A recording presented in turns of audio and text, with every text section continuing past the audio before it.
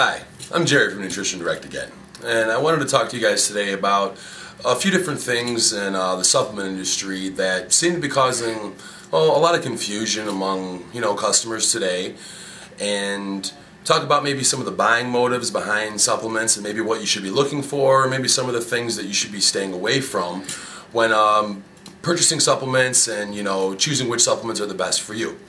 First thing I really wanted to talk about is how to read supplement labels. What you're going to find out is that in any supplement, let's say you're talking about a powder, they have to disclose how many grams of weight that you're using per serving.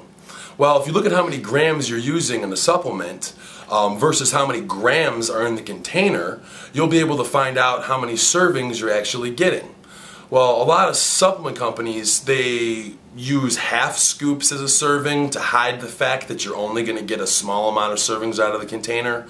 Or it says take 2 scoops, which will actually show you a much higher amount of protein or a much higher amount of creatine per serving than you're actually getting in a single scoop. A lot of companies change their scoop sizes where they'll use a 10-gram scoop instead of a 5-gram scoop, or a 20-gram scoop instead of a 10-gram scoop, to where people will say, oh, this supplement is stronger, I get a larger effect, but they'll not actually realize that they're using twice as much powder. Now, if they give you twice as much powder in the container, well, then that's a good thing. But you'll find with a lot of products that's not the case. There's one supplement out there, it's a pre-workout, it's very popular nowadays. It says take 1/2 scoop, and that 1/2 scoop is 23 grams. Well, nobody takes a half a scoop, everybody takes a full scoop, which means there's 46 grams of powder in that full scoop. If you compare that to every other pre-workout here, which has a 10 to 25 gram scoop, you'll find that all they're really doing is forcing you to take twice as much. Now that product has a gram weight of the container of 736 grams. Well, every other one I have, a lot of them are anywhere from 600 to 1200. They're not giving you more in the container, but they're forcing you to use more, which means you get much less servings, but per serving it's stronger. You'd actually be better off taking a double serving of one of the other products. When you look at that, you find that the value you're receiving is really not all that great. And if the price was half as much, well, then that would make sense, but as we all know with supplements, that's not the case. Another thing that I want to talk about is shopping by ingredient.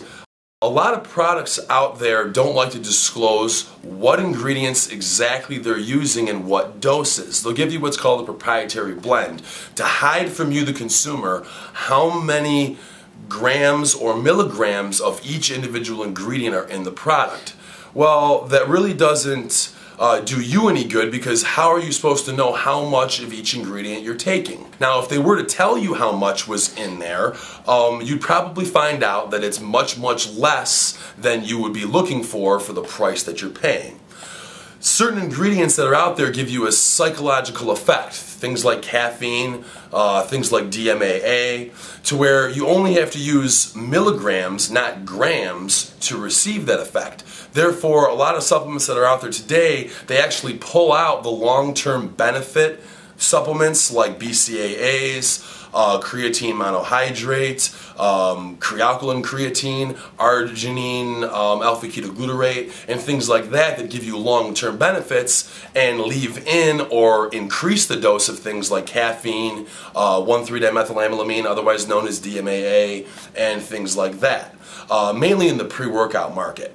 Now, in our industry, it's not regulated like other industries. Like, let's say you were selling cookies, and every cookie was 10 grams, and you came out with a reduced fat cookie. Your reduced fat cookie has to be similar in size, let's say 10 grams, but have less fat. You can't make a 5-gram cookie and say it's reduced fat compared to our regular cookies just because you're getting a smaller amount.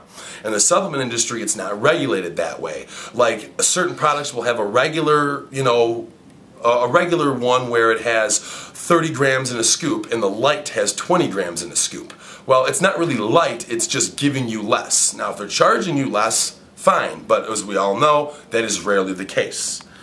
What you really want to look for when buying a supplement is what individual ingredients are in that product, what did those individual ingredients do, how much of each ingredient is in that product, and what the sources are of those ingredients. So if one product is telling you this is a complex protein and it's using whey protein concentrate, you should probably just stay away from that product, because whey protein concentrate does you no benefit. All it does is save the company that's making the protein money, because what they really should be using is whey protein isolate. Other companies will go say our protein has 6 kinds of protein. Well, there's not really 6 sources of quality protein out there.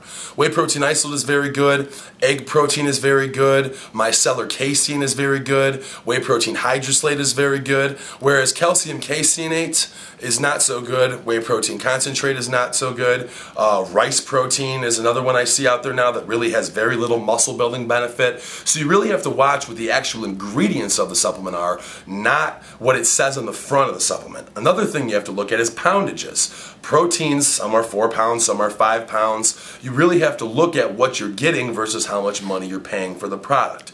So those are a lot of things you have to look for. And there's other things that really are undisclosed, like fermented and unfermented amino acids. It's pretty scary, but unfermented BCAAs are actually made from things like duck feathers. Now, I don't know about you, but I don't want to be taking stuff like that. I want to know that what I'm taking is actually quality stuff that's going to give me a good muscle building benefit, and not something to where they can just list the protein content, but I'll actually not absorb any of it.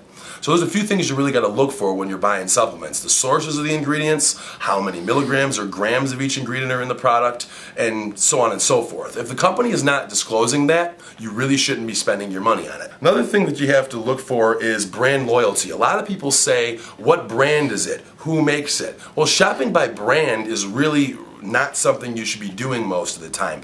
You cannot trust one supplement company to make all good supplements all of the time. If you shop by brand, usually you're going to get hurt, because in the end, they're out to make money. All businesses are out to make money. That's what you're in business for. So what you have to do is hold them accountable by looking at, the dosages that they're using and the ingredients that they're using. People come in here all the time saying, well, I like this brand. Well, if I ask them why, they really don't have a logical, educated reason why they like that brand over another brand. And that's something else I really wanted to get into, and that is avoiding uneducated suggestions. A lot of people get their advice from their friends or from forums or from supplement reviews. And in my last 10 years of experience in this industry, if you have 100 people that take supplements, 95 to 98 of them really don't know why they take what they take and what is in those supplements that they're taking that makes them work or do what they're supposed to do. So getting your advice from a forum or a buddy, as we call bro science, really doesn't actually benefit you very much. What you need to do is educate yourself on the supplements you have by looking them up and doing research on what those individual ingredients do for you, and then select which supplements have the ingredients that you want in the highest dose for the best value and with the highest quality sources.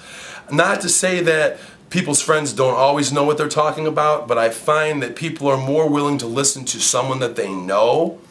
But it really doesn't make a lot of sense, because just because you know someone doesn't mean that they actually have real-world supplement knowledge. And that's something that takes time, trial and error, or being in the industry and manufacturing to actually find out. So to wrap it up, I think what most importantly you need to look for is look at the gram weight of the container, look at the gram weight of the serving, look at the source of the ingredients, and stay away from proprietary blends in general, because if they're not going to disclose to you how much of each ingredient is in that product, you really shouldn't be giving that company your money.